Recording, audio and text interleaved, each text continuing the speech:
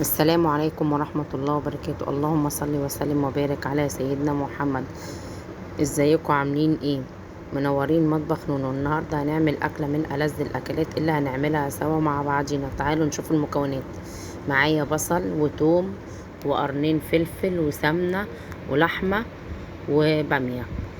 هشوح الأول، هحط سمنة وبعد كده ورق رورو، وبعد كده هحط اللحمة قدامكم. واول ما احط اللحمه هشوحها، اديها تقلبتين تلاتة كده، افضل اشوح فيها جامد.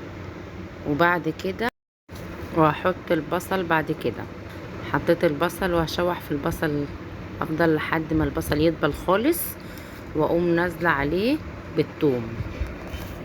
وهنا حطيت معلقه ثوم وشوحتها لحد ما ريحه الثوم تطلع. وبعد كده واقوم حاطه معلقه الصلصه وهشوح فيها كتير. وبعد ما اشوح هقوم حاطه الطماطم. وهنا حطيت الفلفل، حطيت فلفل اسود، معلقه فلفل اسود، وبعد كده معلقه 7 بهارات، وبعد كده معلقه كزبره، وبعد كده قلبتها حلو. وبعد كده حطيت الميه هغطي عليها بقى واسيب اللحمه اول ما تستوي. شايفاها استوت ولا لا؟ لو استوت هقوم حاطه الباميه. وهنا حطينا الباميه وهنحط رشه ملح، نص معلقه ملح، وهسيبها اول ما تتسبك. اتسبكت بالمنظر ده. بعد كده خلصت، حطيت معلقه توم بكزبره. وهنا حطينا 3 معالق سمنه على معلقه زيت، وبعد كده حطيتهم وقعدت اشوح فيهم. وبعد كده حطيت مرقه الدجاج والملح، وحطيت الميه السخنه. كل كوبايه رز عليها كوبايه ميه، وحطيت رشه فلفل.